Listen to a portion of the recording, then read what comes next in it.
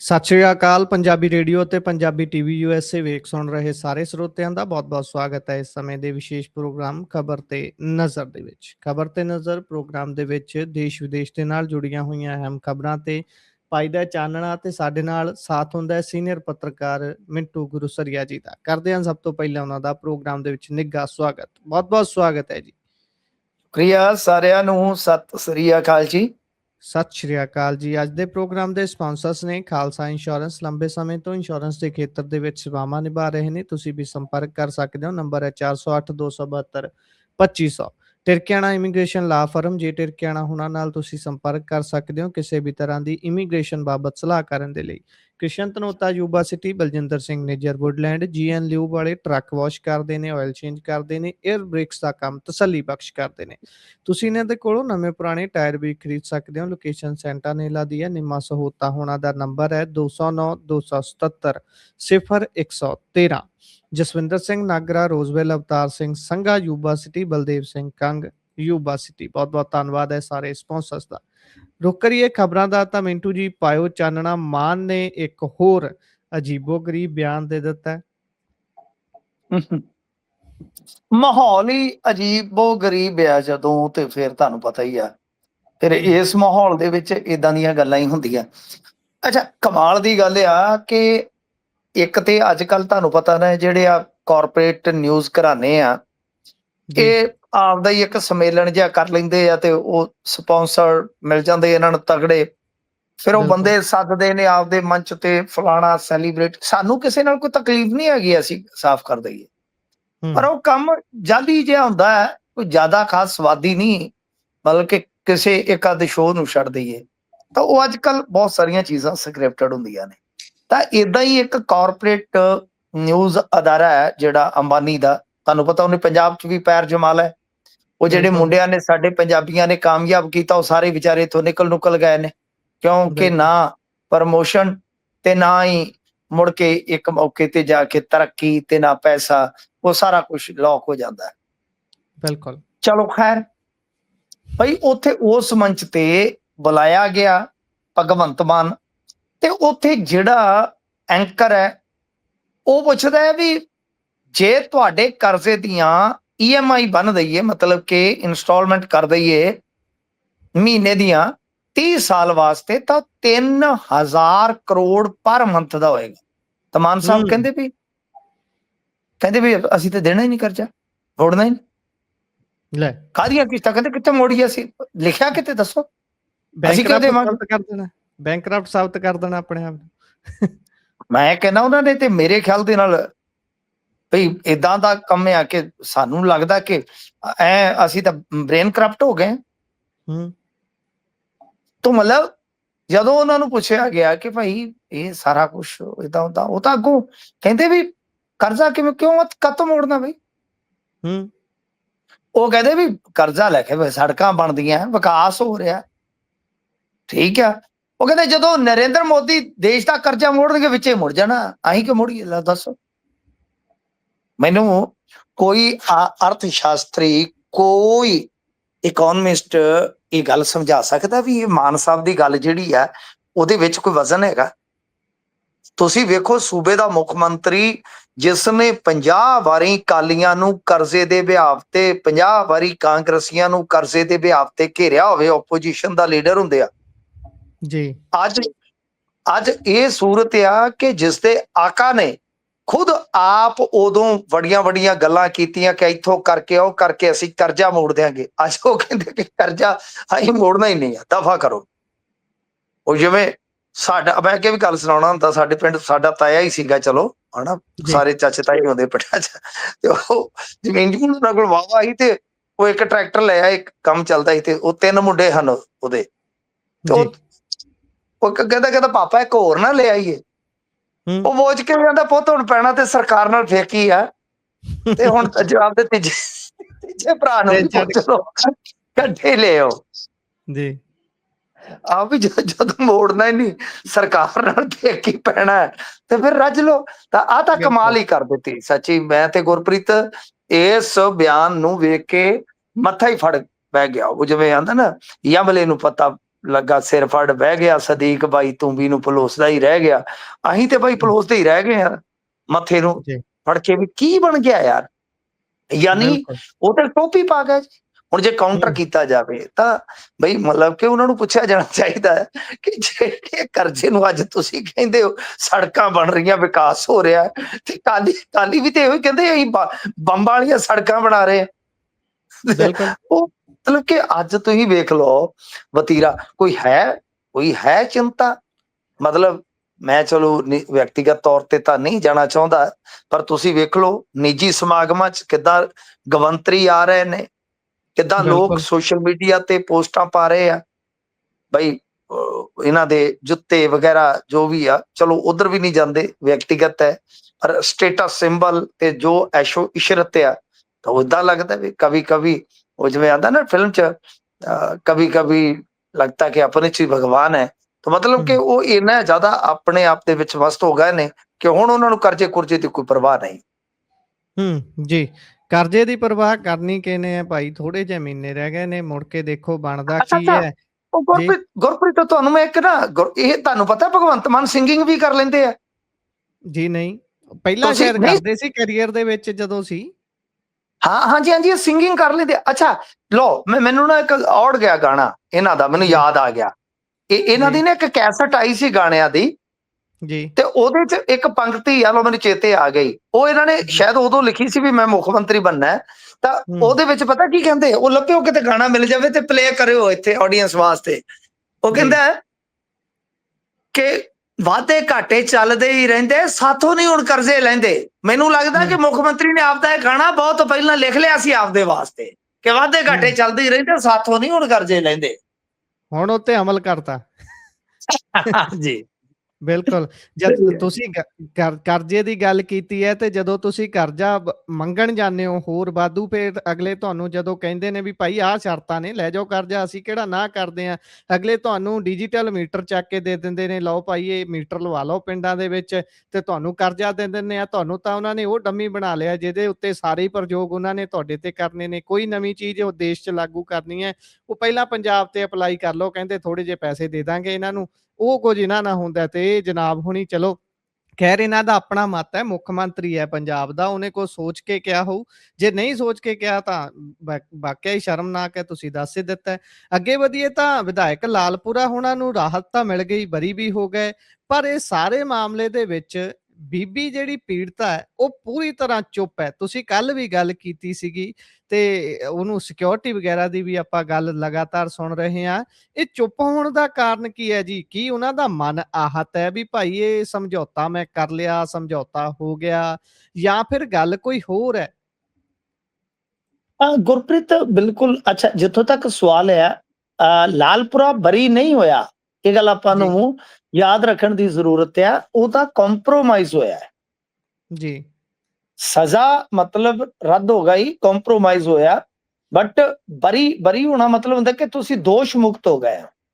ਜੀ, ਤਾਂ ਜਿਹੜੀ ਗੱਲ ਇਸ ਵੇਲੇ ਤੁਸੀਂ ਕੀਤੀ ਆ, ਹਾਂ ਬਿਲਕੁਲ, ਅਸੀਂ ਵੀ ਇਸ ਸਵਾਲ ਦਾ ਜਵਾਬ ਲੱਭਣ ਲਈ ਅੱਜ ਜਦੋਜਹਿਦ ਕਰਦੇ ਰਹੇ। ਕੁਝ ਘੰਟਿਆਂ ਦੀ ਮਿਹਨਤ ਤੋਂ ਬਾਅਦ ਮੈਂ ਉਸ ਪੀੜਤਾ ਤੱਕ ਪਹੁੰਚਣ 'ਚ ਸਫਲ ਰਿਹਾ।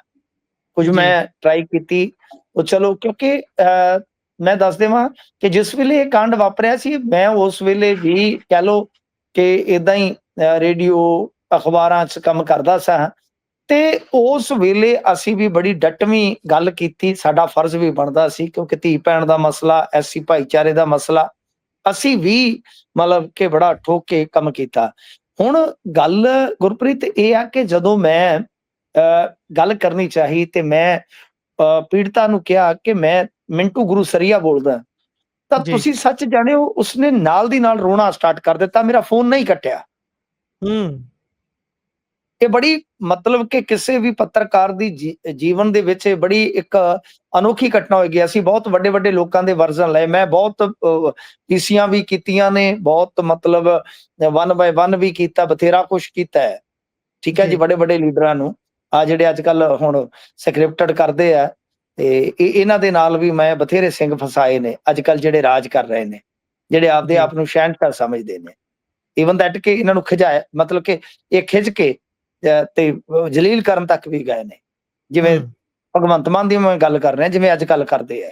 ਤਾਂ ਕਹਿਣ ਦਾ ਬਿਲਕੁਲ। ਮਤਲਬ ਇਹ ਆ ਕਿ ਮੈਂ ਆਪਦੀ ਜ਼ਿੰਦਗੀ 'ਚ ਬੜਾ ਇੱਕ ਕਹਿ ਲਓ ਕਿ ਵਿਚਿੱਤਰ ਵਰਤਾਰਾ ਮੰਨਦਾ ਕਿ ਉਸ ਬੀਬੀ ਨੇ ਫ਼ੋਨ ਨਹੀਂ ਕੱਟਿਆ। ਮੈਂ ਆਪਦੇ ਮੂਲ 3-4 ਸਵਾਲ ਉਹਨੂੰ ਪੁੱਛੇ ਕਿ ਜੀ, ਭੈਣ ਜੀ ਤੁਹਾਡੇ ਤੇ ਕੀ ਦਬਾਅ ਹੈ? ਜੀ, ਤੇ ਜਵਾਬ ਸਿਰਫ ਹੰਝੂ। ਮੈਂ ਉਹਨਾਂ ਨੂੰ ਜੀ, ਪੁੱਛਿਆ ਕੀ ਤੁਹਾਨੂੰ ਕੋਈ ਪੈਸਾ ਆਫਰ ਹੋਇਆ ਹੈ? ਹੂੰ, ਜਵਾਬ ਹੰਝੂ। ਜੀ, ਮੈਂ ਉਹਨਾਂ ਨੂੰ ਵਾਰ-ਵਾਰ ਪੁੱਛਿਆ ਕਿ 13 ਸਾਲ ਸਮਾਂ ਲੱਗ ਗਿਆ ਜੀ ਅਦਾਲਤਾਂ ਜੀ, 'ਚ। ਜੀ, ਕੀ ਐਸੀ ਭਾਈਚਾਰੇ ਦੇ ਦੂਜੇ ਕੇਸਾਂ ਤੇ ਇਹਨਾਂ ਦਾ ਫੈ ਜੋ ਫੈਸਲੇ ਆਇਆ ਹੈ ਜਾਂ ਜੋ ਹੋਇਆ ਹੈ, ਜੋ ਇਹ ਮਾਮਲਾ ਹੈ, ਕੀ ਉਹਦਾ ਫ਼ਰਕ ਨਹੀਂ ਪਵੇਗਾ, ਅਸਰ ਨਹੀਂ ਪਵੇਗਾ? ਬਿਲਕੁਲ। ਤੋ ਮਤਲਬ ਕਿ ਇਹ ਸਾਰਾ ਕੁਛ ਜਿਹੜਾ ਹੈ ਨਾ, ਉਹ ਜੀ, ਏਦਾਂ ਹੋਇਆ ਕਿ ਇੱਕੋ ਸਿਰਫ ਤੇ ਸਿਰਫ ਵਾਕ ਉਸ ਬੀਬੀ ਦੇ ਮੂੰਹੋਂ ਨਿਕਲਿਆ ਕਿ ਮੈਨੂੰ ਆਪਣੇ ਬੱਚੇ ਚਾਹੀਦੇ ਆ। ਜੀ, ਬਸ ਦੈਟਸ ਆਲ। ਬਸ ਕੁਛ ਜੀ, ਨਹੀਂ ਇਸ ਤੋਂ ਮੈਂ ਵੀ ਖੁਦ ਮਤਲਬ ਸਮਝ ਨਹੀਂ ਸੀ ਆ ਰਹੀ ਕਿ ਕੀ ਕਰਾਂ, ਕਿ ਹੂੰ, ਵੀ ਮੈਨੂੰ ਸਮਝ ਹੀ ਨਹੀਂ ਆ ਰਹੀ ਸੀਗੀ ਕਿ ਹੁਣ ਇਹ ਤੋਂ ਵੱਧ, ਕਿਉਂਕਿ ਮੇਰੇ ਜਿਹੜੇ 3-4 ਮੂਲ ਪ੍ਰਸ਼ਨ ਸਨ ਸੁਣੇ ਗਏ, ਤਾਂ ਉਹਨਾਂ ਕਿਹਾ ਕਿ ਹਰ ਸਵਾਲ ਦਾ ਜਵਾਬ ਹੰਝੂਆਂ ਦੇ ਵਿੱਚ, ਤੇ ਸਿਰਫ ਇੱਕੋ ਵਰਡਿੰਗ ਸੀ, ਮੈਂ ਵੀਰ ਜੀ ਕੁਛ ਨਹੀਂ ਕਹਿਣਾ, ਮੈਂ ਨਹੀਂ ਬੋਲਣਾ, ਮੈਂ ਵੀਰ ਜੀ ਜੀ, ਕੁਛ ਨਹੀਂ ਕਹਿਣਾ। ਤਾਂ ਮਤਲਬ ਕਿ ਉਹ ਬੀਬੀ ਕਿਉਂ ਰੋ ਰਹੀ ਸੀ? ਹੂੰ, ਮੈਂ ਖੁਦ ਨੂੰ ਸਵਾਲ ਕਰ ਰਿਹਾ, ਜੀ, ਐਸਾ ਕਿਹੜਾ ਦਰਦ ਸੀ ਕਿ ਮੈਂ ਜਿਵੇਂ ਉਹਨੂੰ ਦੱਸਿਆ ਕਿ ਮੈਂ ਫਲਾਣਾ ਬੋਲਦਾ, ਤਾਂ ਉਹਦਾ ਦਰਦ ਨਾਲ ਦੇ ਨਾਲ ਹੀ ਛਲਕ ਪਿਆ। ਉਹ ਫੋਨ ਵੀ ਕੱਟ ਜੀ, ਸਕਦੀ ਸੀ। 2 ਤੋਂ 3 ਮਿੰਟ ਉਹ ਛਲਕਦੀਆਂ ਅੱਖਾਂ, ਉਹ ਭਰਿਆ ਗੱਚ, ਮਤਲਬ ਕਿ ਮੈਂ ਖੁਦ ਕਨਫਿਊਜ਼ ਸਾਂ ਕਿ ਇਹਦਾ ਨਤੀਜਾ ਕੀ ਕੱਢਾਂ ਮੈਂ ਇਸ ਵਰਜ਼ਨ ਦਾ। ਜੀ, ਮੈਂ ਖੁਦ ਕਨਫਿਊਜ਼ ਹਾਂ। ਤਾਂ ਕਹਿਣ ਦਾ ਮਤਲਬ ਇਹ ਹੈ ਕਿ ਇਹ ਇੱਕ ਵਜ਼ਾਰਤ ਹੀ ਬਣੀ ਆ, ਚਰਚਾਵਾਂ ਕਈ ਕਿਸਮ ਦੀਆਂ ਚੱਲਦੀਆਂ ਨੇ ਗੁਰਪ੍ਰੀਤ, ਪਰ ਅਸੀਂ ਕਿਸੇ ਵੀ ਕਿਸਮ ਦੀ ਕੋਈ ਇਲਜ਼ਾਮ ਤਰਾਸ਼ੀ ਨਹੀਂ ਕਰ ਸਕਦੇ। ਜੀ, ਠੀਕ ਹੈ ਨਾ ਜੀ? ਪਰ ਜੋ ਜਵਾਬ ਉਸ ਬੀਬੀ ਨੇ ਦਿੱਤਾ, ਮੈਂ ਐਜ਼ ਇਟ ਤੁਹਾਨੂੰ ਦੱਸ ਦਿੱਤਾ, ਪਰ ਮੈਂ ਕਿਸੇ ਨਾ ਕਿਸੇ ਤਰੀਕੇ ਦੇ ਨਾਲ ਅੱਜ ਉਹਨਾਂ ਤੱਕ ਰਸਾਈ ਕਰ ਲਈ ਸੀ, ਪਹੁੰਚ ਕਰ ਲਈ ਸੀ। ਪਰ ਜੋ ਉਹਨਾਂ ਨੇ ਕਿਹਾ ਉਹ ਮੈਂ ਤੁਹਾਨੂੰ ਐਜ਼ ਇਟ ਦੱਸ ਦਿੱਤਾ। ਮੈਂ ਖੁਦ ਸਵੇਰ ਦਾ ਸ਼ਸ਼ੋਪੰਜ ਦੇ ਵਿੱਚ ਹਾਂ ਕਿ ਇਸ ਮਾਮਲੇ ਨੂੰ ਲਈਏ ਤੇ ਲਈਏ ਕਿੱਦਾਂ। ਹੁਣ ਦੂਜੀ ਗੱਲ ਗੁਰਪ੍ਰੀਤ, ਕਿ ਜਿਵੇਂ ਜੀ, ਮੈਂ ਤੁਹਾਨੂੰ ਕਿਹਾ ਕਿ ਵੇਖੋ ਗੱਲ ਕੀ ਹੁੰਦਾ ਹੈ ਕਿ ਜਿਵੇਂ ਆਪਾਂ ਨਿਆਂ ਪ੍ਰਬੰਧ ਦੇਖਦੇ, ਮੈਂ ਅੱਗੇ ਵੀ ਸਮਝਾਇਆ ਸੀਗਾ ਬੜੇ ਸਾਦੇ ਤਰੀਕੇ ਨਾਲ। ਇੱਕ ਹੁੰਦਾ ਲੈਜਿਸਲੇਚਰ, ਕਾਨੂੰਨ ਜੀ, ਬਣਦੇ ਆ, ਚਾਹੇ ਉਹ ਸੁਪਰੀਮ ਕੋਰਟ ਦੀ ਕੋਈ ਡਾਇਰੈਕਸ਼ਨ ਤੇ ਕੋਈ ਬਣਦਾ ਹੈ ਕੱਲ ਨੂੰ, ਜਾਂ ਲੋਕ ਸਭਾ, ਰਾਜ ਸਭਾ ਤੋਂ ਬਣਦਾ ਹੈ। ਇੱਕ ਹੁੰਦਾ ਕਸਟਮ, ਕਸਟਮ ਮਤਲਬ ਕਿ ਤੁਹਾਡੀ ਜੋ ਰੀਤ ਤੁਰੀ ਆਉਂਦੀ ਹੈ, ਪ੍ਰਥਾ ਤੁਰੀ ਆਉਂਦੀ ਹੈ। ਇੱਕ ਜੀ, ਹੁੰਦਾ ਹੈ, ਜੇ ਆਪਾਂ ਦੇਖੀਏ, ਇਹ ਕਸਟਮ ਤੋਂ ਇਲਾਵਾ ਪ੍ਰੈਸੀਡੈਂਟ, ਇਹ ਜੀ, ਆਪਣੇ ਆਪ ਦੇ ਵਿੱਚ ਇੱਕ ਬਹੁਤ ਵੱਡਾ ਸ਼ਬਦ ਬਣ ਜਾਂਦਾ ਹੈ। ਤੋ ਇਸ ਕਰਕੇ ਮੇਰੇ ਖਿਆਲ ਦੇ ਨਾਲ ਇਹ ਜੋ ਪ੍ਰੈਸੀਡੈਂਟ ਹੁੰਦਾ ਹੈ, ਇਹ ਇਹਨੂੰ ਏਦਾਂ ਲੈ ਸਕਦੇ ਕਿ ਕੱਲ ਨੂੰ ਆਪਾਂ ਕਹਿ ਲਈਏ ਕਿ ਇੱਕ ਮਿਸਾਲ ਬਣ ਜਾਂਦੀ ਹੈ। ਜੀ, ਹੁਣ ਜਿੱਦਾਂ ਇਹਨੂੰ ਹੁਣ ਮੈਂ ਹੋਰ ਸਰਲ ਕਰ ਦਿੰਦਾ ਜੀ, ਹੋਰ ਸਰਲ ਕਰ ਦਿੰਦਾ। ਇਹ ਵਕੀਲ ਜਾਂ ਵਕਾਲਤ ਵਾਲੇ ਤੇ ਸਮਝਦੇ ਨੇ ਕਿ ਅਸਲ ਜੀ, ਦੇ ਵਿੱਚ ਕੀ ਹੁੰਦਾ ਹੈ ਕਿ ਜਦੋਂ ਆਪਾਂ ਇਹ ਸਾਰੀਆਂ ਗੱਲਾਂ ਦੇਖਦੇ ਆ, ਤਾਂ ਮੰਨ ਲਓ ਕੱਲ ਨੂੰ ਕੋਈ ਗੱਲ ਇਸ ਤਰ੍ਹਾਂ ਦੀ ਹੋਏਗੀ, ਜੀ, ਇਸ ਤਰ੍ਹਾਂ ਦੀ ਏਦਾਂ ਹੋਏਗੀ, ਤਾਂ ਉਹ ਮਿਸਾਲ ਦੂਜੇ ਕੇਸ ਦੇ ਵਿੱਚ ਵਰਤ ਕੇ ਉਸ ਕੇਸ 'ਚ ਲਾਹਾ ਲੈ ਲਿਆ ਜਾਏਗਾ। ਮਸਲਨ ਕੱਲ ਨੂੰ ਕੋਈ 10 ਸਾਲ ਬਾਅਦ, 15 ਸਾਲ ਬਾਅਦ ਕਿਸੇ ਐਸੀ ਭਾਈਚਾਰੇ ਦੇ ਬੰਦੇ ਨਾਲ ਰਾਜੀਨਾਮਾ ਕਰਨਾ ਚਾਹੇ, ਚਾਹੇ ਕਿਸੇ ਹੂੰ, ਵੀ ਤਰੀਕੇ ਨਾਲ, ਸਲੀਕੇ ਨਾਲ, ਤਾਂ ਜੀ, ਉਹਦੇ ਕੋਲ ਇੱਕ ਮਿਸਾਲ ਪਈ ਹੋਏਗੀ। ਯਾਨੀ ਇਸ ਨੂੰ ਆਪਾਂ ਕਹਿ ਲਈਏ ਕਿ ਜੋ ਪ੍ਰੈਸੀਡੈਂਟ ਬਣ ਗਿਆ ਨਾ, ਇੱਕ ਜੀ, ਮਿਸਾਲ ਬਣ ਗਈ, ਤਾਂ ਉਹਦੇ ਜੀ, ਤੇ ਉਦੋਂ ਤੱਕ ਲਾਹਾ ਦੂਜਿਆਂ ਨੂੰ ਮਿਲ ਸਕਦਾ ਹੈ ਜਦੋਂ ਤੱਕ ਕੋਈ ਸੰਬੰਧਤ ਬੈਂਚ ਜਾਂ ਦੂਸਰਾ ਯਾਨੀ ਕੋਰਟ ਤੇ ਜਾਂ ਅਪਰ ਕੋਰਟ ਉਸ ਚੀਜ਼ ਨੂੰ ਰੱਦ ਨਹੀਂ ਕਰਦਾ। ਇਹ ਬਹੁਤ ਇਸ ਮਾਮਲੇ 'ਚ ਕਹਿ ਲਓ ਕਿ ਦੂਰ ਰੱਸੀ ਨਤੀਜਿਆਂ ਵਾਲੀ ਕਹਾਣੀ ਹੈ। ਔਰ ਕਮਾਲ ਦੀ ਗੱਲ ਹੈ, ਕੋਈ ਇਹਦੇ ਤੇ ਐਸੇ ਭਾਈਚਾਰੇ ਦਾ ਲੀਡਰ ਵੀ ਨਹੀਂ ਬੋਲ ਰਿਹਾ ਗੁਰੂ। ਹੂੰ, ਬਿਲਕੁਲ, ਬਿਲਕੁਲ, ਸਾਰਿਆਂ ਨੇ ਚੁੱਪੀ ਧਾਰੀ ਹੋਈ ਹੈ। ਖੈਰ ਅੱਗੇ ਵਧੀਏ ਤਾਂ ਉਧਰ ਸਿੱਧੂ ਮੂਸੇਵਾਲਾ ਦੇ ਮੈਨੇਜਰ ਦੱਸੇ ਜਾਂਦੇ ਸ਼ਗਨਪ੍ਰੀਤ ਦੇ ਪਿਤਾ ਨੂੰ ਚੁੱਕਿਆ ਗਿਆ ਜੀ। ਹਾਂਜੀ ਦੇਖੋ, ਇਹ ਵੀ ਭੰਬਲ ਭੂਸਾ ਹੀ ਆ ਕਿ ਉਹ ਮੈਨੇਜਰ ਸੀ ਕਿ ਨਹੀਂ, ਕਿੱਦਾਂ ਏਦਾਂ ਗੱਲਾਂ ਚੱਲਦੀਆਂ ਨੇ। ਪਰ ਇਹ ਗੱਲ ਸਾਫ਼ ਹੈ ਕਿ ਸ਼ਗਨਪ੍ਰੀਤ ਬਾਹਰ ਦੱਸਿਆ ਜਾਂਦਾ ਹੈ, ਆਮ ਤੌਰ ਤੇ ਇਹ ਵੀ ਕਹਾਣੀ ਪਾਈ ਜਾਂਦੀ ਹੈ ਕਿ ਉਹ ਆਸਟ੍ਰੇਲੀਆ ਹੈ, ਪਰ ਉਹ ਕਿੱਥੇ ਆ ਮੈਨੂੰ ਨਹੀਂ ਪਤਾ। ਤਾਂ ਇਹ ਖਬਰ ਵੱਡੀ ਆ ਕਿਉਂਕਿ ਗੱਲ ਇਹ ਆਈ ਸਾਹਮਣੇ ਕਿ ਸ਼ਗਨਪ੍ਰੀਤ ਦੀ ਮਾਤਾ ਨੇ ਚੰਡੀਗੜ੍ਹ ਡੀਜੀਪੀ ਨੂੰ ਸ਼ਿਕਾਇਤ ਲਿਖੀ ਕਿ ਚੰਡੀਗੜ੍ਹ ਪੁਲਿਸ ਸ਼ਗਨਪ੍ਰੀਤ ਦੇ ਪਿਤਾ ਸੌਦਾਗਰ ਸਿੰਘ ਨੂੰ ਜਬਰੀ ਚੁੱਕ ਕੇ ਲੈ ਗਈ। ਜੀ। ਉਸ ਤੋਂ ਇਲਾਵਾ ਉਸ ਦੇ ਨਾਲ ਮਿਸਬਿਹੇਵ ਕੀਤਾ ਤੇ ਫਿਰ 10 ਲੱਖ ਰੁਪਏ ਦੀ ਡਿਮਾਂਡ ਕੀਤੀ ਗਈ। ਪਰ ਬਾਅਦ ਦੇ ਵਿੱਚ ਤੁਸੀਂ ਵੇਖਿਆ ਹੋਣਾ ਇਸ ਖਬਰ ਦਾ ਰੁਖ ਹੀ ਬਦਲ ਗਿਆ ਕਿਉਂਕਿ ਇਲਜ਼ਾਮ ਇਹ ਲੱਗਾ ਕਿ ਸ਼ਗਨਪ੍ਰੀਤ ਤੇ ਜਿਹੜਾ ਸੌਦਾਗਰ ਸਿੰਘ ਉਹਦਾ ਪਿਤਾ ਹੈ, ਇਹਨਾਂ ਜੀ। ਨੇ ਫਿਰੌਤੀ ਮੰਗੀ ਹੈ। ਇੰਟਰਸਟਿੰਗ ਕਹਾਣੀ ਵੇਖੋ ਤੁਸੀਂ। ਤਾਂ ਇਸ ਮਾਮਲੇ ਦੇ ਵਿੱਚ ਮੇਰੇ ਖਿਆਲ ਦੇ ਨਾਲ ਜਾਂਚ ਪੜਤਾਲ ਜਿਹੜੀ ਆ ਉਹ ਹੋਣੀ ਚਾਹੀਦੀ ਆ ਗੁਰਪ੍ਰੀਤ। ਮੈਂ ਨਹੀਂ ਕਹਿੰਦਾ, ਮੈਂ ਕਿਸੇ ਬੰਦੇ ਨੂੰ ਇਹ ਨਹੀਂ ਕਹਿੰਦਾ ਕਿ ਛੱਡ ਦਿਓ ਜਿਸ ਬੰਦੇ ਦਾ ਗੁਨਾਹ ਹੈ। ਜੇ ਕੋਈ ਕਿਸੇ ਦੀ ਬੁਰਾਈ ਕਿਸੇ ਦੇ ਜੁਰਮ ਦੇ ਵਿੱਚ ਉਹ ਸ਼ਾਮਲ ਹੈ ਤਾਂ ਉਹਦੇ ਤੇ ਕਾਰਵਾਈ ਸੁਭਾਵਿਕ ਹੈ ਹੋਣੀ ਚਾਹੀਦੀ ਆ। ਪਰੰਤੂ ਏਦਾਂ ਮਤਲਬ ਕਿ ਚੰਡੀਗੜ੍ਹ ਪੁਲਿਸ ਦੀ ਸ਼ਿਕਾਇਤ ਹੋਣੀ, ਉਸ ਤੋਂ ਬਾਅਦ ਕਹਾਣੀ ਦੂਸਰੇ ਪਾਸੇ ਨੂੰ ਤੁਰ ਪੈਣੀ, ਜਾਂ ਏਦਾਂ ਕਿਸੇ ਬੰਦੇ ਦਾ ਚਾਹੇ ਕੋਈ ਵਾਂਟਡ ਆ ਚਾਹੇ ਜਿੱਡਾ ਮਰਜ਼ੀ ਅਪਰਾਧੀ ਆ ਉਹਦੇ ਘਰ ਦੇ ਨੂੰ ਤੰਗ ਕਰਨਾ, ਕਿਉਂਕਿ ਮੈਨੂੰ ਨਹੀਂ ਲੱਗਦਾ, ਮੈਂ ਜਿੰਨਾ ਕੋਈ ਇਹਨਾਂ ਚੀਜ਼ਾਂ ਤੋਂ ਵਾਕਿਫ ਹੈ, ਹਾਲਾਂਕਿ ਮੇਰਾ ਮੰਨਣਾ ਹੈ, ਹੋ ਸਕਦਾ ਮੈਂ ਗਲਤ ਹੋਵਾਂ, ਕਿ ਜਦੋਂ ਇਸ ਤਰ੍ਹਾਂ ਦੇ ਹਾਲ ਹੋਣ ਕਿ ਪੁੱਤ ਘਰੋਂ ਬੇਘਰ ਹੋਣ, ਕੋਈ ਮਾਂ ਪਿਓ ਨਹੀਂ ਹੁੰਦਾ ਕਿ ਜਰਾ ਜਿੰਨੀ ਵੀ ਕੋਈ ਪੁਲਿਸ ਨੂੰ ਮਾੜੀ ਜੀ ਵੀ ਕੋਈ ਕਹਿ ਲਓ ਡਾਹ ਦੇਵੇਗਾ ਤੇ ਉਸ ਤੋਂ ਬਾਅਦ ਫਸ ਜਾਏਗਾ। ਤੇ ਸਭ ਨੂੰ ਪਤਾ ਹੁੰਦਾ ਘਰਾਂ ਵਰਗੇ ਘਰ ਹੁੰਦੇ ਆ। ਇਸ ਕਰਕੇ ਬਿਲਕੁਲ। ਦੇਖਣਾ ਚਾਹੀਦਾ ਪ੍ਰਸ਼ਾਸਨ ਨੂੰ ਕਿ ਜੇ ਤਾਂ ਉਹਨਾਂ ਦਾ ਕੋਈ ਦੋਸ਼ ਹੈਗਾ ਮਾਂ ਪਿਓ ਦਾ ਫਿਰ ਤਾਂ ਠੀਕ ਆ, ਪਰ ਬਿਨਾਂ ਗੱਲ ਤੋਂ ਉਹਨਾਂ ਨੂੰ ਹਰਾਸ ਕਰਨਾ ਇਹ ਠੀਕ ਨਹੀਂ ਹੈ ਗੁਰਪ੍ਰੀਤ। ਇਹ ਆਪਾਂ ਅੱਗੇ ਵੀ ਪੰਜਾਬ ਦੇ ਵਿੱਚ ਵੀ ਇਹ ਵਰਤਾਰਾ ਦੇਖਿਆ ਕੁਝ ਮਾਮਲਿਆਂ 'ਚ। ਬਿਲਕੁਲ, ਬਿਲਕੁਲ। ਇਸ ਤੋਂ ਅੱਗੇ ਜੇਕਰ ਆਪਾਂ ਵਧੀਏ ਤਾਂ ਸ਼ਰਾਬ ਲਈ ਪੰਜਾਬੀ ਲੰਬੀਆਂ-ਲੰਬੀਆਂ ਲਾਈਨਾਂ ਲਾ ਖੜੇ ਨੇ। ਉੱਥੇ ਮੈਂ ਦੇਖ ਰਿਹਾ ਸੀ, ਲਾਈਵ ਦ੍ਰਿਸ਼ ਦੇਖੇ ਨੇ, ਹਰੇਕ ਠੇਕੇ ਦੇ ਬਾਹਰ ਢੋਲ ਵਾਲਾ ਖਾਸ ਤੌਰ ਤੇ ਖੜਾ ਹੈ। ਜਦੋਂ ਕੋਈ ਪੇਟੀ ਲੈ ਕੇ ਨਿਕਲਦਾ ਨਾਲ ਹੀ ਡਗਾ ਵੱਜਦਾ ਬੜੇ ਜ਼ੋਰ ਨਾਲ। ਇਹ ਚੱਲੀ ਕੀ ਜਾਂਦਾ ਜੀ? ਹਾਂ, ਬਹੁਤ ਵਧੀਆ, ਬਹੁਤ ਅੱਛੇ। ਉਹ ਕਹਿੰਦਾ ਕਿ ਲਓ ਇਹਦਾ ਵੱਜ ਗਿਆ ਢੋਲ ਇੰਨੇ ਹਜ਼ਾਰ ਦਾ, ਜੀ। ਢੋਲ ਵੱਜ ਗਏ ਨੇ ਬਿੱਲੋ ਤੇਰੇ ਮੇਰੇ ਪਿਆਰ ਦੇ। ਤੇ ਮਤਲਬ ਕਿ ਗੱਲ ਇਹ ਆ ਕਿ ਘਰੋਂ ਤੇ ਪੈਸੇ ਲਿਆਏ ਹੋਣੇ ਆ, ਕਹਿੰਦੇ ਹੋਣੇ ਚਲੋ ਵੀ ਥੋੜਾ ਜਿਹਾ 1 ਅਪ੍ਰੈਲ ਤੋਂ ਕੁਝ ਚੀਜ਼ਾਂ ਮਹਿੰਗੀਆਂ ਹੋ ਜਾਣੀਆਂ, ਲਿਆਓ ਅਸੀਂ ਲੈ ਆਈਏ ਸੌਦਾ ਸੱਪਾ। ਤੇ ਬੀਬੀਆਂ ਨੂੰ ਕੀ ਪਤਾ ਵੀ ਡੱਬੇ ਚੱਕ ਲਿਆਉਣੇ ਇਹਨਾਂ ਨੇ ਤੇ ਦਾਰੂ ਦੇ, ਵੀ ਜੀ। ਇਹ ਸੌਦਾ ਸਸਤਾ ਹੋ ਗਿਆ। ਚਲੋ ਖੈਰ, ਵੇਖੋ ਗੁਰਪ੍ਰੀਤ ਕੀ ਆ ਕਿ ਦਾਰੂ ਤੇ ਵੈਸੇ ਮਹਿੰਗੀ ਹੋਈ ਹੈ ਥੋੜੀ ਜੀ, 5-10% ਪਾਲਿਸੀ ਇਹਨਾਂ ਨੇ ਪਹਿਲੇ ਸਾਲ ਵਾਲੀ ਕੰਟੀਨਿਊ ਕੀਤੀ ਹੈ। ਤੁਸੀਂ ਇਹ ਵੀ ਵੇਖੋ ਹਰ ਸਾਲ ਇਹ ਜੀ। ਦਾਰੂ ਮਹਿੰਗੀ ਕਰਦੇ ਆ। ਦਾਰੂ ਦੇ ਵਿੱਚ ਤੇ ਮੈਂ ਵਾਰ-ਵਾਰ ਕਹਿੰਦਾ ਜਿੰਨੀ ਕਮਾਈ ਇਹਨਾਂ ਨੇ ਐਤਕੀ ਦਾਰੂ ਦੇ ਵਿੱਚੋਂ ਕੀਤੀ ਆ, ਕੁਝ ਪਲੇਅਰ ਮੈਂ ਕਹਿੰਦਾ ਉਹ ਤੇ 7 ਪੀੜ੍ਹੀਆਂ ਦਾ ਪੈਸਾ ਜੋੜ ਗਏ ਨੇ। ਆ ਪੰਜਾਬ ਦੇ ਕਾਰੋਬਾਰੀ ਤੇ ਤਬਾਹ ਕਰ ਦਿੱਤੇ ਨੇ ਇਹਨਾਂ ਨੇ। ਤਾਂ ਖੈਰ ਠੇਕੇ ਟੁੱਟਣ ਦਾ ਮਤਲਬ ਕੀ ਹੁੰਦਾ ਹੈ ਗੁਰਪ੍ਰੀਤ? ਪੁਰਾਣਾ ਸਟਾਕ ਕਲੀਅਰ ਕੀਤਾ ਜਾਂਦਾ, ਔਰ ਖਾਸ ਤੌਰ ਤੇ ਜਿਨ੍ਹਾਂ ਨੇ ਠੇਕੇ ਛੱਡ ਦਿੱਤੇ ਹੁੰਦੇ ਆ ਕਿਸੇ ਸਰਕਲ ਦੇ, ਤਾਂ ਉਹਨਾਂ ਨੂੰ ਜੀ। ਦਮ ਹੁੰਦਾ ਕਿ ਉਹ ਸਟਾਕ ਜਿਹੜਾ ਕਲੀਅਰ ਕਰਦੇ। ਤਾਂ ਇਸ ਕਰਕੇ 30 ਤੋਂ 50% ਤੱਕ, ਕਈ ਵਾਰ ਇਸ ਤੋਂ ਵੀ ਜ਼ਿਆਦਾ ਗਿਰਾਵਟ ਵੇਖਣ ਨੂੰ ਮਿਲਦੀ ਆ। ਤਾਂ ਉਹ ਜਿਹੜੇ ਬੰਦੇ ਹੁੰਦੇ ਆ, ਤੁਹਾਨੂੰ ਪਤਾ ਪਿਆਕੜ ਹੁੰਦੇ ਆ ਜਾਂ ਚਾਸਕੂ ਹੁੰਦੇ ਆ, ਉਹ ਫਿਰ ਪਹਿਲਾਂ ਪੈਸੇ ਜੋੜ ਕੇ ਰੱਖਦੇ ਨੇ। ਉਹਨਾਂ ਨੂੰ ਪਤਾ ਹੁੰਦਾ ਜਾਂ ਸੁਪਨਾ ਸੰਜੋ ਕੇ ਰੱਖਦੇ ਕਿ 31 ਮਾਰਚ ਨੂੰ ਆਹ ਪੇਟੀ ਚੱਕਣੀ ਆ। ਤੇ ਕਈ ਤੇ ਜੀ। ਤੁਹਾਡੇ ਵਰਗੇ ਰਲ ਜਾਂਦੇ 3-4 ਜਣੇ ਵੀ ਆਹ ਰਲ ਕੇ ਚੱਕਣੀ, ਉਹਦੇ ਚੋਂ ਬੋਤਲਾਂ ਵੰਡ ਲਾਂਗੇ ਗਾਂ। ਤਾਂ ਗੱਲ ਇਹ ਆ ਕਿ ਅੱਜ ਲੰਮੀਆਂ ਕਤਾਰਾਂ, ਓਹੋ ਕੀ ਬਣੇਗਾ ਮੁਲਕ ਦਾ। ਇੱਕ ਪਾਸੇ ਪੈਟਰੋਲ ਪੰਪਾਂ ਤੇ ਲਾਈਨਾਂ, ਇੱਕ ਪਾਸੇ ਸਿਲੰਡਰਾਂ ਵਾਲੀਆਂ ਲਾਈਨਾਂ, ਇੱਕ ਪਾਸੇ ਇਹ ਸ਼ਰਾਬ ਵਾਲੀਆਂ ਲਾਈਨਾਂ। ਵੇਖੋ ਕਿੰਨੇ ਵਕਤ ਨੂੰ ਫੜੇ ਨੇ ਲੋਕ। ਤੇ ਤੁਸੀਂ ਉਧਰੋਂ ਵੇਖੋ ਵੀ ਵਰਦੇ ਮੀਂਹ ਦੇ ਵਿੱਚ ਵੀ ਕਈ ਥਾਈਂ ਪੇਟੀਆਂ ਲਈ ਜਦੋਜਹਿਦ ਹੋਣ ਡਈ ਆ, ਬੋਤਲਾਂ ਲਈ ਜਦੋਜਹਿਦ ਹੋਣ ਡਈ ਆ।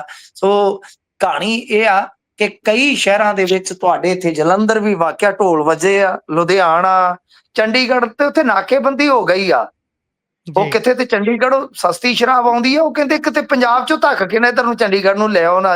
ਅੱਜ ਦਾ ਦਿਨ, ਅੱਜ ਦਿਨ ਹਸ਼ਰ ਦਾ, ਕੱਲ ਮੈਂ ਨਹੀਂ ਰਹਿਣਾ। ਤਾਂ ਗੱਲ ਇਹ ਆ ਕਿ ਇਹੋ ਜਿਹੀ ਹਾਲਤ ਬਣੀ ਪਈ ਆ ਕਿ 31 ਮਾਰਚ ਹੋ ਗਈ ਆ। ਤਾਂ ਬਾਈ ਕਈ ਤੇ ਇਹੋ ਜਿਹੇ ਆ ਜਿਹੜੇ ਹਾਲੇ ਵੀ ਮਾਰਦੇ ਪਏ ਨੇ ਹੱਥ ਪੈਰ ਕੇ ਕਿਤੇ ਪੈ ਜਾਵੇ ਸਾਡਾ ਵੀ ਪੇਟੀ ਨੂੰ ਹੱਥ। ਤੇ ਕਈ ਥਾਈਂ ਤੇ ਧੱਕਮ ਧੱਕਾ ਚੱਲ ਰਿਹਾ। ਮੈਨੂੰ ਲੱਗਦਾ ਕਿ ਆਉਣ ਵਾਲੇ ਸਮੇਂ 'ਚ ਠੇਕਿਆਂ ਤੇ ਵੀ ਪੁਲਿਸ ਲਾਉਣੀ ਪਿਆ ਕਰਨੀ, ਸਿਕਿਉਰਿਟੀ ਲਾਉਣੀ ਪਿਆ ਕਰਨੀ, ਵੀ ਲੋਕ ਡਿਸਪਲਿਨ 'ਚ ਰਹਿਣ। ਪੀ ਕੇ ਤੇ ਭਾਵੇਂ ਨਹੀਂ ਰਿਹਾ ਜਾ ਸਕਦਾ, ਲੈਣ ਵੇਲੇ ਤੇ ਬੰਦਾ ਡਿਸਪਲਿਨ ਰਹਿ ਸਕਦਾ ਹੈ ਨਾ। ਜੀ, ਬਿਲਕੁਲ, ਬਿਲਕੁਲ। ਉਹ ਇੱਕੋ ਹੀ ਤਾਂ ਦਿਨ ਹੁੰਦਾ ਹੈ, ਇਹ ਬਿਲਕੁਲ ਤੁਸੀਂ ਕਿਹਾ ਵੀ ਹਸ਼ਰ ਦਾ ਦਿਨ ਹੈ। ਉੱਧਰ ਸਵਰਨ ਸਿੰਘ ਦਾਨੇਵਾਲੀਆ ਹੋਣਾ ਨੇ ਵੀਡੀਓ ਸਾਂਝੀ ਕੀਤੀ ਹੈ, ਆਮ ਤੇ ਆਮ ਇਹ ਖਾਸ ਵੀ ਨਹੀਂ ਹਟਦੇ, ਪੰਜਾਬ ਸਰਕਾਰ ਦਾ ਵਿੱਚ ਪਿਆ ਹੋਇਆ ਬੋਰਡ ਜਿਹਾ, ਤੇ ਉਹ ਗੱਡੀ 'ਚ ਲੱਦੀ ਜਾਂਦਾ ਪੇਟੀਆਂ ਦੂਹੋ ਦੂ, ਇਹ ਕਿਹੜਾ ਹਟਦੇ ਨੇ। ਨਹੀਂ ਨਹੀਂ, ਦੇਖੋ ਬਈ, ਯੁੱਧ ਨਸ਼ੇ ਦੂਜਿਆਂ ਦੇ ਵਿਰੁੱਧ ਚੱਲ ਰਿਹਾ, ਇਹ ਜੀ। ਦਾਰੂ ਤੇ ਇਸ ਸਰਕਾਰ ਦੇ ਵਿੱਚ ਬਹੁਤ ਪਾਲਿਸੀ ਵਧੀਆ ਲਿਆਂਦੀ ਹੋਈ ਹੈ, ਤੁਹਾਨੂੰ ਪਤਾ ਹੀ ਆ। ਇੱਥੇ ਤੇ ਦਾਰੂ ਨੂੰ ਤਾਂ ਨਹੀਂ ਨਹੀਂ, ਇਹ ਨਹੀਂ ਮਾੜਾ, ਮੇਰੇ ਯਾਰ ਨੂੰ ਮਾੜਾ ਨਾ ਬੋਲੀ ਤੇ ਮੇਰੀ ਭਾਵੇਂ ਜਿੰਦ ਕੱਢ ਲਈ। ਸ਼ਰਾਬ ਨੂੰ ਮਾੜਾ ਨਹੀਂ ਕਹਿ ਸਕਦੇ, ਦੂਜੇ ਯੁੱਧ ਦੂਜੇ ਨਸ਼ਿਆਂ ਵਿਰੁੱਧ ਅਸੀਂ ਲੜ ਰਹੇ ਹਾਂ। ਜੀ, ਮਨਪਸੰਦ ਲਿਕੁਇਡ ਹੋ ਸਕਦਾ ਕਿਸੇ ਦਾ। ਖੈਰ ਅੱਗੇ ਵਧੀਏ ਤਾਂ ਉਧਰ ਅੰਬੇਡਕਰ, ਬਾਬਾ ਸਾਹਿਬ ਅੰਬੇਡਕਰ ਹੋਣਾ ਦਾ ਬੁੱਤ ਇੱਕ ਵਾਰ ਮੁੜ ਤੋਂ ਤੋੜ ਦਿੱਤਾ ਗਿਆ, ਸੇਮ ਜਗ੍ਹਾ ਤੇ ਜਿੱਥੇ ਕੁਝ ਸਮਾਂ ਪਹਿਲਾਂ ਸ਼ਾਇਦ ਪਿਛਲੇ ਸਾਲ ਵੀ ਇੱਥੇ ਹੀ ਹਮਲਾ ਹੋਇਆ ਸੀ। ਤੇ ਮੇਰੇ ਖਿਆਲ ਦੇ ਨਾਲ ਉਦੋਂ ਵੀ ਜ਼ਿੰਮੇਵਾਰੀ ਸ਼ਾਇਦ ਗੁਰਪਤਵੰਤ ਸਿੰਘ ਪੰਨੂ ਨੇ ਲਈ ਸੀਗੀ। ਜੀ। ਰਾਈਟ। ਜੀ ਜੀ। ਪਰ ਗੁਰਪ੍ਰੀਤ, ਮਤਲਬ ਕਿ ਸਿਕਿਉਰਿਟੀ ਵਗੈਰਾ, ਹੁਣ ਬੁੱਤਾਂ ਦੀ ਸਿਕਿਉਰਿਟੀ, ਪਰ ਇਹ ਵੀ ਇੱਕ ਬਹੁਤ ਵੱਡਾ ਵਿਸ਼ਾ ਹੈ। ਹਾਲਾਂਕਿ ਸ਼ੀਸ਼ਾ ਮੈਨੂੰ ਲੱਗਦਾ ਕਿ ਗਲਾਸ ਲਾਇਆ ਗਿਆ ਸੀਗਾ, ਪਰ ਜੀ। ਬਾਵਜੂਦ ਇਸ ਦੇ ਉਹ ਡਾਂਗਾਂ ਦੇ ਨਾਲ ਤੋੜਦੇ ਨਜ਼ਰ ਆ ਰਹੇ, ਡਾਂਗਾ ਮਾਰ ਰਹੇ ਆ। ਦੇਖੋ ਗੱਲ ਸਾਫ਼ ਆ ਕਿ ਇਹ ਦੁਆਬੇ ਦੇ ਵਿੱਚ ਦੂਜੀ ਘਟਨਾ ਹੋ ਗਈ, ਤੇ ਇਸ ਤੋਂ ਇਲਾਵਾ ਕੁਝ ਹੋਰ ਘਟਨਾਵਾਂ ਵੀ ਹੋਣਗੀਆਂ। ਯਾਨੀ ਸਮਝ ਨਹੀਂ ਆ ਰਹੀ ਕਿ ਬੁੱਤ ਤੋੜਿਆ ਕੀ ਹੋ ਜਾਏਗਾ। ਅੰਬੇਦਕਰ ਨੂੰ ਕਿਉਂ ਖਲਨਾਇਕ ਬਣਾਇਆ ਜਾ ਰਿਹਾ ਹੈ? ਰਿਜ਼ਰਵੇਸ਼ਨ ਦਾ ਕਾਰਨ ਆ ਕੀ ਆ? ਕਿਉਂਕਿ ਰਿਜ਼ਰਵੇਸ਼ਨ ਦਾ ਇੱਕ ਸੈਂਟੀਮੈਂਟ ਤੁਹਾਨੂੰ ਪਤਾ ਨਾ, ਸਿਆਸੀ ਤੌਰ ਤੇ ਇੱਕ ਧਿਰ ਨੂੰ ਫਾਇਦਾ, ਇੱਕ ਧਿਰ ਨੂੰ ਨੁਕਸਾਨ, ਇਹ ਸਾਰਾ ਕੁਝ ਚੱਲਦਾ ਹੈ। ਤਾਂ ਇਹ ਸਮਝ ਤੋਂ ਬਾਹਰ ਆ ਕੀ ਚੱਲਦਾ। ਆਉਣ ਵਾਲੇ ਦਿਨਾਂ ਦੇ ਵਿੱਚ ਮੈਨੂੰ ਲੱਗਦਾ ਜੇ ਦੁਆਬੇ ਦੇ ਖੇਤਰ 'ਚ ਇਸ ਤਰ੍ਹਾਂ ਦੀ ਕੋਈ ਘਟਨਾ ਵਾਪਰਦੀ ਹੈ ਤਾਂ ਸਥਿਤੀ ਜਿਹੜੀ ਆ ਥੋੜੀ ਮੁੜਾ ਵੀ ਕੱਟ ਸਕਦੀ ਹੈ, ਕਿਉਂਕਿ ਉੱਥੇ ਦਲਿਤ ਵਸੋਂ ਬਹੁਤ ਹੈ। ਬਾਕੀ ਅੰਬੇਦਕਰ ਨੂੰ ਕੀ ਫਰਕ ਪੈਣਾ ਸਰ, ਇਹ ਮੈਂ ਗੱਲ ਪੂਰੀ ਜ਼ਿੰਮੇਵਾਰੀ ਨਾਲ ਕਹਿ ਰਿਹਾ। ਗਾਂਧੀ ਦਾ ਬੁੱਤ ਤੋੜ ਦਿਓ, ਮਹਾਰਾਜਾ ਰਣਜੀਤ ਸਿੰਘ ਦਾ ਬੁੱਤ ਤੋੜਿਆ ਗਿਆ, ਤੁਹਾਨੂੰ ਯਾਦ ਹੋਣਾ ਪਾਕਿਸਤਾਨ 'ਚ, ਜਾਂ ਅੰਬੇਦਕਰ ਦਾ ਬੁੱਤ ਤੋੜਿਆ ਗਿਆ, ਇਹਨਾਂ ਨੂੰ ਕੋਈ ਫਰਕ ਹੈ ਸਰ? ਕੋਈ ਫਰਕ ਨਹੀਂ ਹੈ। ਉਹ ਉਹਨਾਂ ਦੀ ਜੋ ਕਾਬਲੀਅਤ ਸੀ, ਜੋ ਉਹਨਾਂ ਕਰਨਾ ਸੀ, ਜੋ ਉਹ ਕਰ ਚੁੱਕੇ ਆ, ਇਤਿਹਾਸ ਦੇ ਵਿੱਚ ਉਹ ਦਰਜ ਆ। ਤਾਂ ਖੈਰ ਦੁਆਬੇ ਦੀ ਰਾਜਨੀਤੀ ਦੇ ਵਿੱਚ ਜੇ ਕੋਈ ਇਸ ਤਰ੍ਹਾਂ ਦੀ ਘਟਨਾ ਟ੍ਰਿਗਰ ਪੁਆਇੰਟ ਬਣ ਜਾਂਦੀ ਆ, ਤਾਂ ਮੇਰੇ ਖਿਆਲ ਦੇ ਨਾਲ ਸਿਆਸੀ ਤੌਰ ਤੇ ਜੇ ਆਪਾਂ ਵੇਖੀਏ ਤਾਂ ਕਿਉਂਕਿ ਆਪਾਂ ਨੂੰ ਪਤਾ ਹੀ ਆ, ਇੱਥੇ ਥੋੜਾ ਜਿਹਾ ਪੋਲਰਾਈਜੇਸ਼ਨ ਦਾ ਤਰਜ਼ ਅਮਲ ਵੱਖਰਾ ਹੋ ਸਕਦਾ ਹੈ, ਵੱਖਰਾ ਹੋ ਸਕਦਾ ਹੈ। ਜਿੱਦਾਂ ਐਸਸੀ ਜੱਟ ਕੁਝ ਥਾਵਾਂ ਤੇ ਬਣਾਇਆ ਜਾ ਸਕਦਾ ਹੈ, ਤੇ ਕੁਝ ਥਾਵਾਂ ਤੇ ਪ੍ਰਵਾਸੀ ਪੰਜਾਬੀ, ਕੁਝ ਥਾਵਾਂ, ਕਿਉਂਕਿ ਹਿੰਦੂ ਸਿੱਖ ਨਹੀਂ ਇੱਥੇ ਬਣਾ ਸਕਦੇ, ਹਿੰਦੂ ਸਿੱਖ ਨਹੀਂ ਬਣਦਾ, ਕਦੇ ਵੀ ਨਹੀਂ ਬਣਦਾ। ਜਾਂ ਇੱਥੇ ਈਸਾਈ ਵਰਸਸ ਅਦਰ ਕੀਤਾ ਜਾਂਦਾ ਕੁਝ ਹੱਦ ਤੱਕ। ਤਾਂ ਮਤਲਬ ਕਿ ਇਹੀ ਹੈ ਕਿ ਕੋਈ ਘਟਨਾ ਇਸ ਤਰ੍ਹਾਂ ਦਾ ਟ੍ਰਿਗਰ ਪੁਆਇੰਟ ਕਿਤੇ ਬਣਦੀ ਹੈ, ਤਾਂ ਉਹ ਮੇਰੇ ਖਿਆਲ ਦੇ ਨਾਲ ਆਉਣ ਵਾਲੇ ਸਮੇਂ ਦੇ ਵਿੱਚ ਪੋਲਰਾਈਜੇਸ਼ਨ ਦਾ ਇੱਕ ਹਿੱਸਾ ਹੋ ਸਕਦਾ ਹੈ। ਬਿਲਕੁਲ ਬਿਲਕੁਲ, ਕੁਝ ਵੀ ਹੋ ਸਕਦਾ ਇਹਦੇ ਪਿੱਛੇ, ਕਿਉਂਕਿ ਜਦੋਂ ਵੀ ਉਹ ਜਿੱਦਾਂ ਇੱਕ ਸੀਗਾ ਨਾ ਉਹਨਾਂ ਦਾ ਸ਼ੇਰ, ਸ਼ਾਇਦ ਰਾਹਤ ਫਤਿਹ, ਕੀ ਉਹਨਾਂ ਦਾ ਨਾਮ ਹੈ, ਰਾਹਤ ਇੰਦੌਰੀ, ਵੀ ਬਾਰਡਰ ਪੇ ਜੰਗ ਹੈ ਕਿਆ, ਏਦਾਂ ਦਾ ਕੋਈ ਗੱਲ ਉਹ ਕਹਿੰਦੇ। ਉਹ ਕਹਿੰਦੇ ਆ ਕਿ ਸਰਹੱਦ पे सरहदों पे तनाव है क्या, पता करो चुनाव है क्या। ਬਿਲਕੁਲ, ਉਹੀ ਚੁਣਾਵ ਨਾਲ ਜਾ ਕੇ ਗੱਲ ਜੁੜਦੀ ਹੈ। ਦੇਖਦੇ ਹਾਂ ਬਣਦਾ ਕੀ ਹੈ। ਤੇ ਅਗਲੀ ਜੇਕਰ ਗੱਲ ਕਰੀਏ ਤਾਂ ਤੀਰਥ ਯਾਤਰਾ ਕਰਾਈ ਜਾ ਰਹੀ ਹੈ ਪੰਜਾਬ ਸਰਕਾਰ ਦੇ ਵੱਲੋਂ ਬਜ਼ੁਰਗਾਂ ਨੂੰ, ਕਹਿੰਦੇ ਸਾਰਾ ਅਸੀਂ ਪੁੰਨ ਖੱਟ ਲੈਣਾ ਹੈ ਤੇ ਬ੍ਰੇਕ ਨਹੀਂ ਲੱਗੂਗੀ ਕਹਿੰਦੇ ਇੱਥੇ। ਹਾਂ ਬਿਲਕੁਲ ਗੁਰਪ੍ਰੀਤ, ਬ੍ਰੇਕ ਲੱਗਣੀ ਵੀ ਨਹੀਂ ਚਾਹੀਦੀ। ਤੇ ਜਿਸ ਹਿਸਾਬ ਨਾਲ ਉਹ ਵੀਡੀਓ ਇੱਕ ਸੱਜਣ ਨੇ ਪਾਈ ਸੀਗੀ, ਤੇ ਉਹਨੂੰ ਬ੍ਰੇਕ ਮਾਰਨ ਦੀ ਜ਼ਰੂਰਤ ਹੈ। ਉਹ ਕੀ ਲੱਛਣ ਕਰਦਾ ਪਿਆ, ਆਪਾਂ ਬੀਤੇ ਦਿਨੀ ਗੱਲ ਵੀ ਸ਼ਾਇਦ ਕੀਤੀ ਸੀਗੀ। ਬਹਰਹਾਲ ਇਹ ਮਾਮਲਾ ਹਾਈ ਕੋਰਟ ਗਿਆ ਸੀਗਾ ਗੁਰਪ੍ਰੀਤ। ਇੰਟਰਸਟਿੰਗ ਗੱਲ ਹੈ ਕਿ ਤੀਰਥ ਯਾਤਰਾ ਦੇ ਵਿਰੋਧ ਦੇ ਵਿੱਚ ਇੱਕ ਪਟੀਸ਼ਨ ਦਾਖਲ ਕੀਤੀ ਜਾਂਦੀ ਆ, ਤੇ ਇਸ ਪਟੀਸ਼ਨ ਤੇ ਫਿਰ ਹਾਈ ਕੋਰਟ ਨੇ ਸੁਣਵਾਈ ਕੀਤੀ। ਦਰਅਸਲ ਕੀ ਆ ਕਿ ਪਟੀਸ਼ਨ ਦੀ ਸੁਣਵਾਈ ਤੋਂ ਇਨਕਾਰ ਹਾਈ ਕੋਰਟ ਨੇ ਇਹ ਕਹਿ ਕੇ ਕੀਤਾ ਕਿ ਨੀਤੀਗਤ ਫੈਸਲਾ, ਸਰਕਾਰ ਦੀਆਂ ਨੀਤੀਆਂ 'ਚ ਕੋਰਟ ਬਹੁਤਾ ਦਖਲ ਨਹੀਂ ਦੇ ਸਕਦਾ।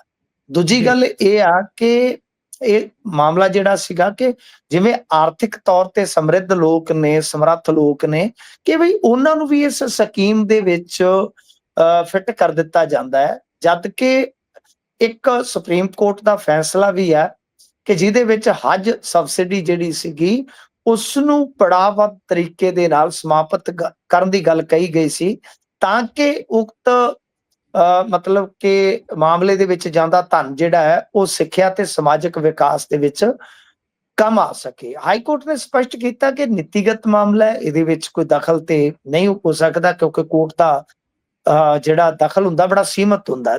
ਪਰ ਨਾਲ ਹੀ ਕਿਹਾ ਕਿ ਤੁਸੀਂ ਸਰਕਾਰ ਨੂੰ ਆਪਣੀਆਂ ਆਪੱਤੀਆਂ, ਇਤਰਾਜ਼ ਜਾਂ ਸੁਜੈਸਟ ਜਿਹੜੇ ਆ ਉਹ ਤੁਸੀਂ ਦੇ ਸਕਦੇ ਹੋ। ਮਤਲਬ ਕਿ ਤੁਹਾਨੂੰ ਸਰਕਾਰ ਨੂੰ ਵੀ ਡਾਇਰੈਕਸ਼ਨ ਦਿੱਤੀ ਗਈ ਹੈ ਕਿ ਤੁਸੀਂ ਉਹਦੇ ਤੇ ਵਿਚਾਰ ਕਰ ਸਕਦੇ ਹੋ। ਮਤਲਬ ਸਾਫ਼ ਹੈ ਨਾ। ਹੁਣ ਜਿਵੇਂ ਆਪਾਂ ਕਹੀਏ ਕਿ ਜਿਸ ਤਰ੍ਹਾਂ ਲਾਈਕ ਕਿ ਬਈ ਉਹ ਕਹਿ ਰਹੇ ਆ ਕਿ ਜਿਹੜੇ ਬੰਦੇ ਆਪਦਾ ਖਰਚਾ ਚੁੱਕਣ ਦੇ ਸਮਰੱਥ ਹੈ, ਤੁਸੀਂ ਉਹਨਾਂ ਨੂੰ ਕਿਉਂ ਲਾਹਾ ਦੇ ਰਹੇ ਹੋ? ਤੇ ਹਜ ਸਬਸਿਡੀ ਖਤਮ ਕੀਤੀ ਗਈ ਇੱਕ ਪਾਸੇ। ਦੇਖੋ ਗੱਲ ਤੇ ਲੌਜੀਕਲ ਐਂਡ ਤੇ ਜਾਂਦੀ ਆ, ਬਿਲਕੁਲ, ਕਿ ਹਜ ਸਬਸਿਡੀ ਖਤਮ ਕੀਤੀ ਗਈ ਆ, ਤਾਂ ਦੂਸਰੇ ਪਾਸੇ ਸਮਰੱਥ ਲੋਕਾਂ ਨੂੰ ਵੀ ਤੁਸੀਂ ਸਬਸਿਡੀ ਦੇ ਰਹੇ ਹੋ। ਤਾਂ ਇਹਦੇ ਤੇ ਹਾਈ ਕੋਰਟ ਨੇ ਖੁੱਲ੍ਹ ਦੇ ਦਿੱਤੀ ਹੈ ਪਟੀਸ਼ਨ ਕਰਤਾ ਨੂੰ ਕਿ ਤੁਸੀਂ ਜਾਓ ਸਰਕਾਰ ਦੇ ਕੋਲ ਇਤਰਾਜ਼ ਜਤਾਓ। ਮੈਂ ਤੇ ਵੈਸੇ ਇਹਨਾਂ ਨੇ ਤੀਰਥ ਯਾਤਰਾ ਵੀ ਤੇ ਤੁਹਾਨੂੰ ਪਤਾ ਕਾਲੀਆਂ ਦੀ ਕਾਪੀ ਕੀਤੀ ਆ, ਕਾਲੀਆਂ ਦਾ ਬਹੁਤ ਕੁਝ ਕਾਪੀ ਕੀਤਾ ਇਹਨਾਂ ਨੇ।